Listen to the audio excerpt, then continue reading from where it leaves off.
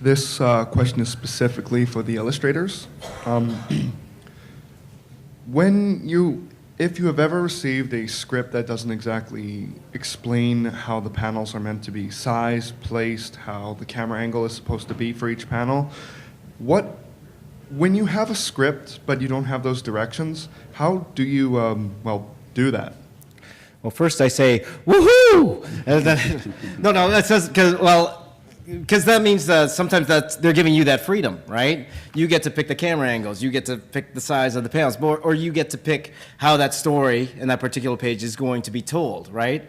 Depending. Like sometimes that's a good thing, sometimes that's a bad thing, depending on what kind of storyteller you are, because that's what comics are, right? We're illustrators, we're really storytellers at the end of the day. Like all the finishes is all nice and dandy, but it's how well you tell the story. So, like for me, it's a lot of fun actually when you get that freedom.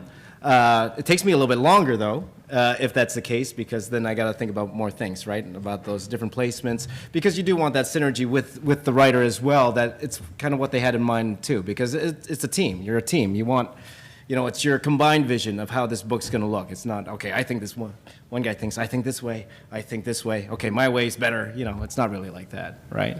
I'm not sure. How's it for you? I don't know. I've been working with James for so long that I don't know what it's like to work with anybody else. Well, I'll tell you, see with me, I think around 95% of the time it has been full script. It's just those odd times where they say, okay, make a fight scene, these 3 pages. Okay, we could do that, right?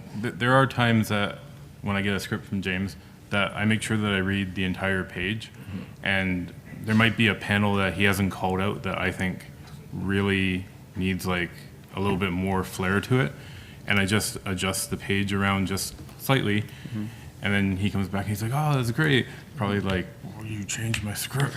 Right. No, but you did that.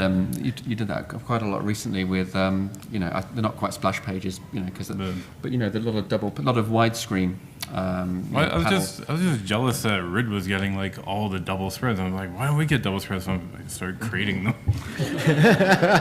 And when you come to those scenes where it's like, I need a crowd scene here, I'm like, double spread. If I can combine the pages, I will. Right. I actually just kind of meant, how do you know where to place the panels? How do I know when? Yeah. How do you know how to make the panel this big and then make a big one? Oh, it all depends, because if you read, for example, Scott McCloud's Understanding Comics, you understand like panel shapes and sizes. They could really tell you like the beats of a certain story, just by panels being skinnier. And, oh, there he is. He's got it right there, Understanding Comics. That's a great resource. Yeah, exactly, for storytelling, where, depending on, like, widescreen, will make it feel like a longer amount of time, right? Whether it be widescreen like this, or widescreen like that, like this. Well, sorry, I'm thinking Starscream in my head. But it's, it all depends. All that really counts. The way a person actually looks at this page, right? The different beats of the page. So it all depends what the script is, right? You also have to remember the dialogue. Yes, exactly. There's a lot of dialogue. You need a large panel. Absolutely, yes. So it just doesn't cover up everything. Yes, letterers hate me for that. I don't. Sometimes I don't even read the letters. I just make it tiny and then write it very small at the bottom. Okay, Yes. Thank you.